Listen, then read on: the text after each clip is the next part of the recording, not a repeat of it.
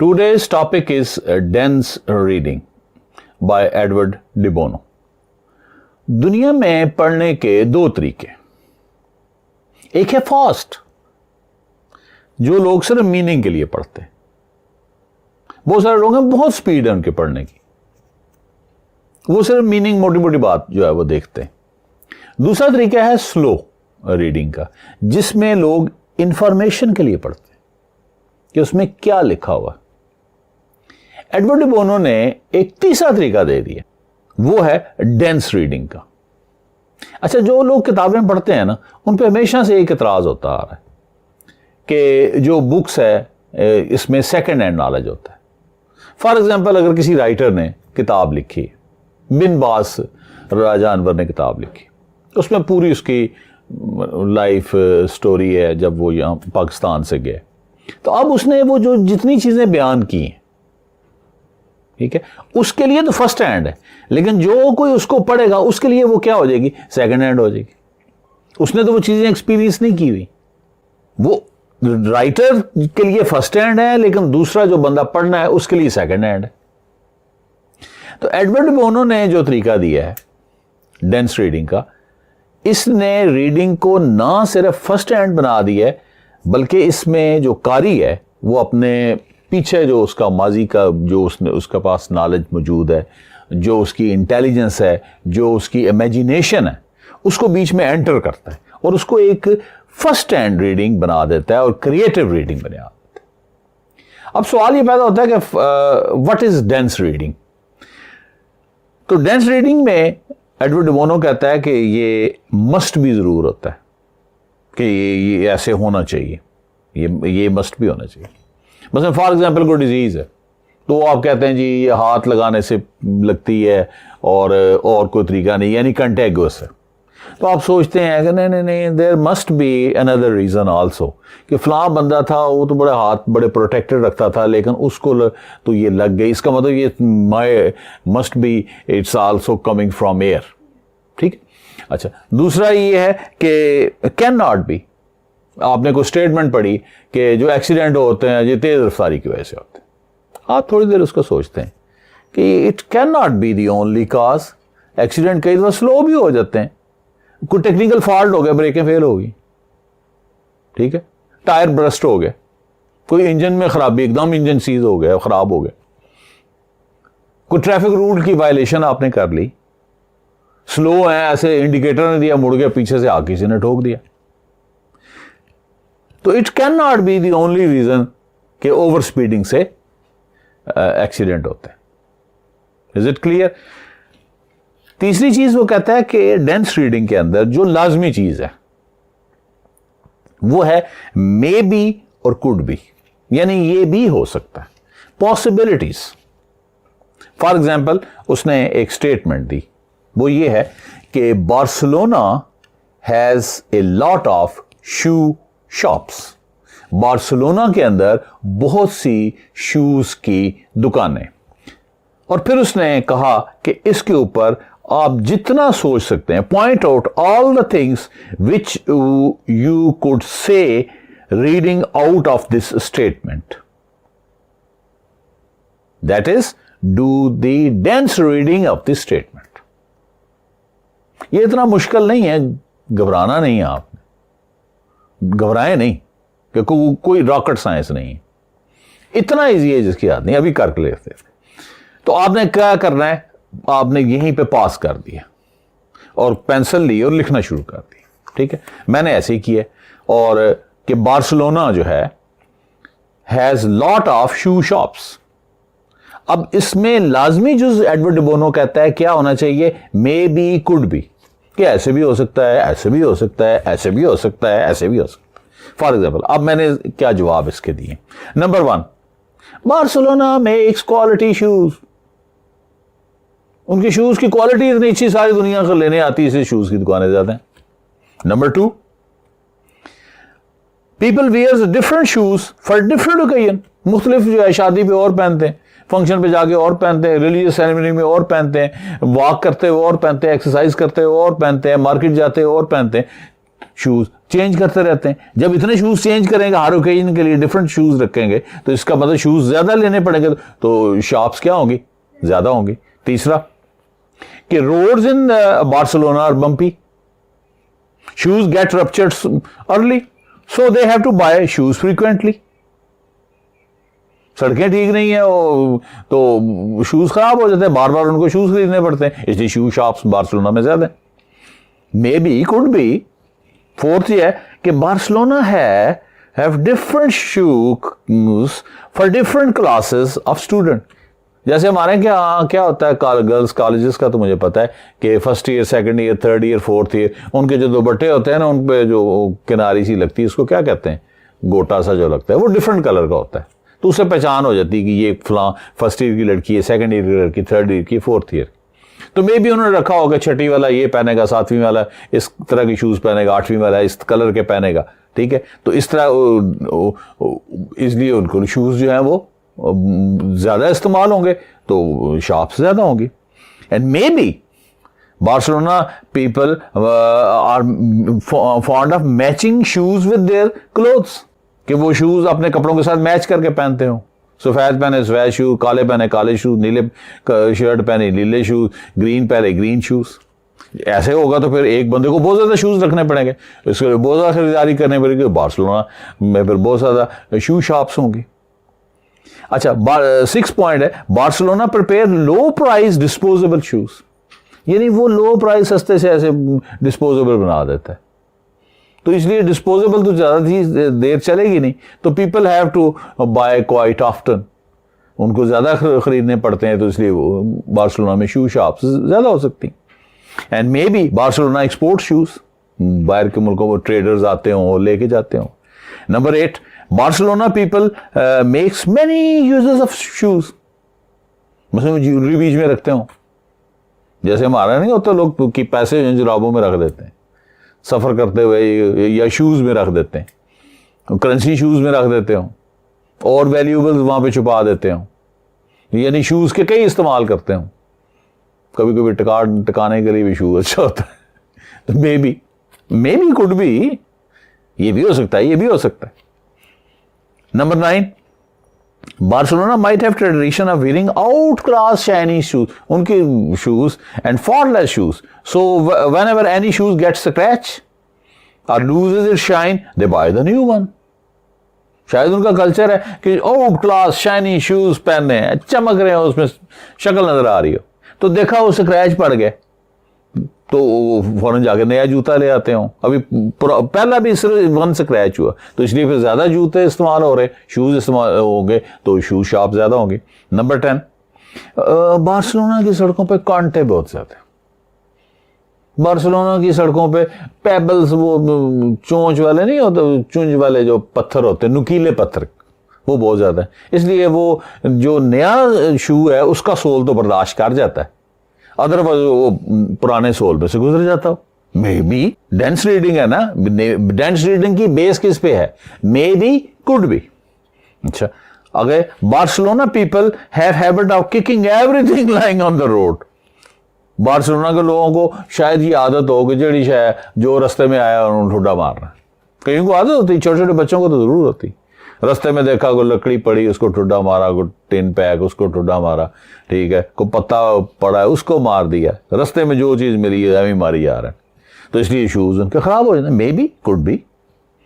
Barcelona people walk swiftly, Barcelona के लोग walk तेज करते हैं।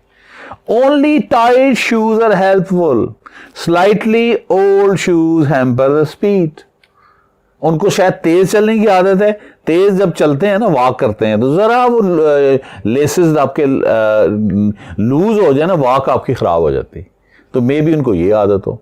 अच्छा, नंबर 13, शायद दुनिया भर में ये फैशन चला हो कि स्पेनिश शूज पहनने। बार्सिलोना जो है स्पेन का एक शहर है, मैं पहले भी बता चुका हूं, उनका आर्ट और आर्किटेक्चर का एक सेंटर है। अच्छा, मे बी 14 पॉसिबिलिटी ये है कि some special features are there, उनके शूज में कोई खास ऐसा फीचर है जो दुनिया के किसी और शू में नहीं है, इसलिए लोग उसको खरीदते हैं तो बार्सिलोना में शॉप ज्यादा है। 15th, शायद उनकी हिस्ट्री बहुत ज़्यादा, मे बी, कुड बी, उनकी लॉन्ग हिस्ट्री हो, कब से शूज़ बनाते आ रहे हो, तो उनकी इंडस्ट्री जो है वो ग्रो कर गई हो। जितने पुराना कोई इंस्टीट्यूशन होता है उतना वो स्ट्रांग होता है, खा वो कोई गवर्नमेंट का इंस्टीट्यूशन हो या कोई इंडस्ट्री हो, तो उनको वो पता चल जाता है प्रोज एंड कॉन्स का कि क्या क्या खराबी हैं, क्या क्या फ़ायदे हैं, तो इस्टेब्लिश हो जाता है। अब 15 मे बी और कुड बी से जवाब निकाल ली, ठीक है। आपने कोई स्टेटमेंट लेनी है, स्टेटमेंट की डेंस रीडिंग करनी है, मे बी कुड बी, मैंने 15 निकाली हैं, ज़रूरी नहीं कि आप भी 15 निकालें, आप 1 या 2 या 3 तक निकालें, 3 इनफ है, ठीक है। मुझे तो वैसे लगा था, मैंने लिखना शुरू कर दिए। उसके बाद फिर एडवर्ड बोनो आगे जब मैंने देखा तो फिर लोगों ने जो जवाब दिए हैं वो मैं देख, एक बंदे ने कहा जी शूज़ आर चीपर, इसलिए दुकानें ज़्यादा। एक ने कहा कि lot of shoes for different things, morning evening hiking पे डिफरेंट शूज़ इस्तेमाल करते हैं। ये मैंने नहीं पहले पढ़ा, मैंने यहाँ स्टॉप कर दिया था। अब मे भी पॉसिबिलिटी है कि यहाँ कोई पॉइंट रिपीट हो जाए, जैसे ये रिपीट हो रहा है, तो मैंने आगे नहीं देखा, मैंने पास कर दिया था, मैंने अपनी प्रैक्टिस की। असूल भी यही है, अदरवाइज तो उसका थाट आपके थाट के साथ मिक्स हो जाएगा। नंबर 3, किसी ने कहा जी बार्सिलोना वाले बड़े खुशहाल हैं, प्रॉस्पिरस हैं, तो इसलिए वो जूते खरीदते रहते हैं। एक ने खातून ने ये कहा कि all shoes shops are located in one market, I walk through this market, यानी सारी शूज़ की दुकानें एक मार्केट में हैं, तो इत्तेफाक से मैं उसी मार्केट में से गुजरेगी, तो मुझे ऐसे देखा शूज़ की दुकान, ये शू की दुकान, ये शू की दुकान, ये शू, तो मुझे लगा ये शू की दुकानें बढ़ जाता है, यानी मेरे ही इल्यूजन है। अच्छा, देन एक बंदे ने कहा जी कि पॉसिबिलिटी ये है, मे बी कुड बी, कि कोई बड़ी शू शॉप नहीं है बार्सिलोना के अंदर, तो छोटी छोटी हैं। अब बड़ी एक हो तो वो कई शॉप्स को कवर कर जाती, तो वो छोटी छोटी कई शॉप्स हैं, इसलिए बार्सिलोना में बहुत सारी शॉप्स। Is it clear? 5 उनके जवाब आ गए, 15 मे बी कुड बी मेरे जवाब आ गए, ठीक है जी। और आप भी निकाल सकते हैं, कोई रॉकेट साइंस इसमें नहीं। अब एडवर्ड बोनो यहां पे कहता है कि यहां पे रुकना नहीं है, आप किताब से आपने क्या करना है, आपने बाहर जाना है, स्कैन करना है, ऐसे जैसे like a Corona bar, like a Corona बार।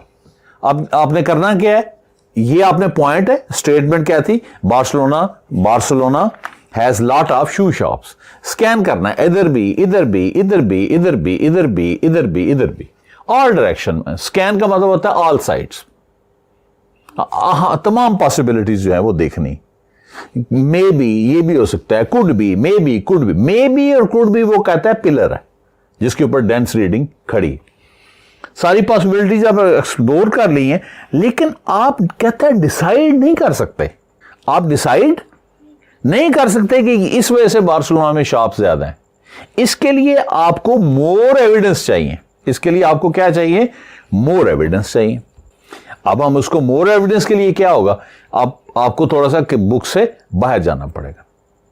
अच्छा, अब मजे की बात यह है, एस्पेड्रिल जो है एक बड़ा ही वो लाइट कैनवस शूज है, ऑफ फाइबर का बना होता है, फाइबर सोल उसका होता है, और उसमें जो मटेरियल यूज होता है वेजिटेबल फाइबर यूज होता है, उसमें हेम्प यूज होती है, उसमें उसके हेम्प के अलावा वो यूज होता है ज्यूट, पटसन और एस्पार्टो मेडिटेरियन ग्रास को कहते हैं। ये बड़ी टफ और रफ होती, इसका सोल बनता है। फिर कॉटन लाइनन भी होती है उसके अंदर लगी होती। अच्छा, मजे की बात यह है कि ये जो शूज होता है एस्पेड्रिल, तो एस्पार्टो की वजह से ही इसका नाम एस्पेड्रिल है। तो इसको पहनने के लिए जुराबें की जरूरत नहीं होती, पहन सकते हैं लेकिन जुराब की जरूरत नहीं होती, क्योंकि फाइबर का बना हुआ है सारा, ठीक है।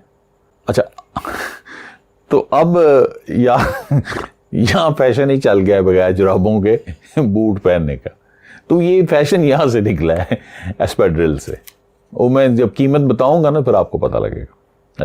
अच्छा, फुली आपके पाँव को फुली कवर करता है। It's comfortable to walk, it's breathable shoe, breathing करता है, एयर अंदर आ रही है, बाहर जा रही है, ब्रीदिंग शूज। आप दूसरे शूज पहने गड़बड़ हो जाती, ठीक है। तो ये एक्चुअली एस्पाड्रिल जो है ओरिजिनली उन्होंने 14th सेंचुरी में बनाया था एक चीप फुटवियर के तौर पे फिशरमैन्स के लिए। लेकिन हुआ क्या कि 20th सेंचुरी के अंदर, 20th सेंचुरी के मतलब 1900 कुछ में, एक ग्रेस कैली अमेरिका की एक एक्ट्रेस थी, ठीक है, और ग्रेस ऑफ मोनाको भी उसको कहते हैं, चूंकि मोनाको का जो शहजादा था रेनर 3, उसने 1956 में उससे शादी की थी। तो उसने इसको पहनना शुरू कर दिया एस्पाड्रिल को, और वो एक हॉलीवुड की बड़ी लीडिंग एक्ट्रेस थी, और साथ साथ उसकी जब मोनाको के शहजादे के साथ शादी हो गई तो वो तो और हाइट पे चली गई। जैसे तुम्हें नहीं शायद पता होगा, लेडी डियाना एक ज़माने में बहुत हाइट पे चली गई थी, यानी पॉपुलैरिटी के हिसाब से। तो इसी तरह वो बड़ी हाइट पे चली गई, दो फेम इकट्ठी हो गई। और इसी तरह एक और एक्ट्रेस थी, उसका नाम है लॉरेन बेकॉल। लॉरेन बेकॉल भी कमाल की एक्ट्रेस थी। And Lauren Bacall was famous for her distinctive voice. उसकी अजीब ही वॉइस थी और बड़ी सल्ट्री लुक थी, ऐसे करके देखती थी वो। मैं कोशिश करूंगा उसकी तस्वीर भी वीडियो में आ जाए। अब उसने भी पहनना शुरू कर दिया, और हॉलीवुड की वो जो 20 अच्छी एक्ट्रेसेस हैं उनमें वो थी। अब ये जब दो एक्ट्रेस ने, ये दोनों कोई 1920-25 के करीब पैदा हुई हैं, 20-25 के करीब पैदा हुई। एक तो मेरे 80s में की डेथ हुई है, एक रिसेंटली पिछले 5-6 साल पहले उसकी डेथ हुई। वो जो मैंने अभी जिक्र जिसका किया ना बेकाल का, उसका वो 90-92 साल उसकी उम्र। अब जो ही दो ये सेलिब्रिटीज ने एस्पाड्रिल शूज पहनने शुरू किए 20th सेंचुरी में, ये शूज जो है हाइप क्रिएट करके ऑल ओवर द वर्ल्ड इसको पहनना जो है, ये क्या हो गया, एक स्टेटस सिंबल हो गया। अब इस वक्त ये पोजीशन है कि एस्पाड्रिल जो शूज है, बहुत वैरायटीज है, बड़ी सोल है, कभी आप चेक कर लें नेट पे, कभी देखें, और उसकी कीमत है कोई $600 से $700 तक। यानी पाकिस्तानी अगर $700 लगाएं तो 166 रुपए का डॉलर है। तो मैंने कैलकुलेट किया था तो वो 1,16,000 रुपए का बनती जूती वन, ठीक है, और उसमें सॉक्स पहनने की जरूरत नहीं होती। तो इसलिए ये जो अमीर लोग हैं, ठीक है, ये पहनते हैं और विदाउट सॉक्स पहनते हैं। हम फिर अपनी जूतियों में बगैर सॉक्स के पहनते हैं। नंबर 2, उस शूज की पॉपुलैरिटी की वजह से जो स्पेन है, 3,373 मिलियन डॉलर की सालाना एक्सपोर्ट है। टॉप 10 शू एक्सपोर्टिंग कंट्री में स्पेन का नाम है एस्पाड्रिल की वजह से। Is it clear? अब हमने क्या किया, एडवर्ड डिबोनो के कहने पे पहले क्या डेंस रीडिंग कैसे की, हमारे पास स्टेटमेंट क्या थी कि Barcelona has lot of shoe shops. हमने उसके 15 पॉइंट्स निकाले कि मे बी, कुड बी। अच्छा, फिर लोगों ने जो जवाब दिए 5 वो निकाल लिए। फिर उसने अगली बात कर दी, मनोरंजन नहीं, ये तो आप ठीक है, आपने स्कैन कर लिया, हर तरफ पे चले गए, लेकिन जब तक एविडेंस नहीं है, सबूत नहीं है, आप डिसाइड नहीं कर सकते। अब एविडेंस और सबूत के लिए इन पॉसिबिलिटीज को आपने बाहर जाके एक्सप्लोर करना है। जैसे हमने अब एक्सप्लोर किया कि क्या वजह है कि बार्सिलोना के अंदर शू शॉप्स बहुत ज्यादा हैं। अब हम किस पे आ जाएंगे, अब हम किस चीज को देखेंगे, अब हमने उस 20 पॉसिबिलिटीज में से उसको रीलुक करते हैं। तो पॉसिबिलिटी 1 मैंने पढ़ी थी कि बार्सिलोना मेक्स क्वालिटी शूज। क्या ख्याल है? अब एविडेंस हमारे पास आ गया है, मैंने हिस्ट्री बता दी आपको। अब बताओगे ये स्टेटमेंट क्या है, ठीक है कि नहीं? ठीक हो गई है। अच्छा, फिर हमने एक और बात की थी एंड पे, मुझे याद है अच्छी तरह कि हाँ, it is a fashion to wear Spanish shoes, 13वां पॉइंट था। तो जाहिर है जब ग्रेस कैली पहनेगी, जब लॉरेन बेकाल पहनेगी, 2 टॉप एक्ट्रेसेस हॉलीवुड की पहनेगी, तो सेलिब्रिटी पहनेगी, तो ये इनका पहनना एक फैशन चल गया। फिर एक पॉइंट था कि there are some special features are they, special feature है। तो स्पेशल फीचर क्या है कि इसका सोल जो है वो फाइबर का बना हुआ है और ब्रीदेबल है, बहुत ही पाँव के लिए कंफर्टेबल है, बहुत ही कंफर्टेबल है और बड़ी डिसेंट शेप्स में आते हैं। तो ये स्टेटमेंट भी तकरीबन ठीक होगी। और फिर ये है कि they have the long history of producing shoes, वो बड़ी देर से बनाते आ रहे हैं, उनको महारत आ गई। तो अब क्या मैंने बताया कब से शुरू किए हैं उन्होंने बनाने, 14th सेंचुरी में फिशरमैन के लिए ये बनाते थे। और हमने वॉक्स हिस्ट्री, अब बाकी स्टेटमेंट्स हम जो हैं वो हमने देख ली। तो ये 4 स्टेटमेंट जो हैं वो ठीक हो गई।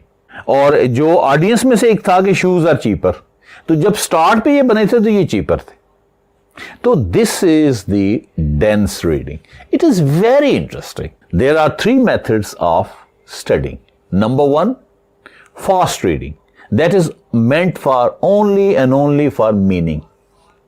कि इसमें क्या है बस। Second is the slow reading. What is the purpose of slow reading? To get information. But the information you take from the book, it is the second hand. It's not the first hand. It is not the creative one. Edward de Bono have given the third method, which is very easy. To look the statement through the pillar of maybe and could be, कि ये भी हो सकता है, ये भी हो सकता है, स्कैन करें, इधर से भी देखें, इधर से भी देखें, इधर से भी देखें, इधर से भी देखें। लेकिन एंड पे फिर आप देखें, जरूरी नहीं कि मैंने 15 और वो 5 लिखे, आप 6, 2, 3 बढ़े। उसके बाद आप देखें कि आपने जो इधर उधर चीजें देखी हैं कि क्या इनको एविडेंस जो है वो प्रूफ कर रहे हैं, फिर आप डिसाइड करें। उसके लिए फिर आपको बाहर जाना पड़ा out of the book. As a result जब इस मेथड डेंस रीडिंग से आप पढ़ते हैं तो वो जो नॉलेज आपको गेन होता है वो फर्स्ट हैंड होता है, वो क्रिएटिव होता है और एनरिच्ड होता है with information. It is not difficult, I am saying, repeating this word for the third time. हम लोग डर बहुत जल्दी जाते हैं कि पता नहीं एडवर्ड बोनो ने कह दिया डेंस रीडिंग, और नहीं साढ़े को नहीं हो सकता, साढ़े को नो नो नो। अगर दुनिया में कोई एक आदमी एक काम कर सकता है तो दुनिया की बाकी 7 बिलियन आबादी भी वो काम कर सकती है। फर्क सिर्फ ये है कि एक आदमी जरा आसानी से कर लेता है, एक जरा जोर लगा के कर लेता है, इज इट? लेकिन कर सारे जाते हैं। I hope you will follow the dense reading of Edward de Bono to get first-hand knowledge, to get creative knowledge, to get extensive knowledge. Thank you for paying attention.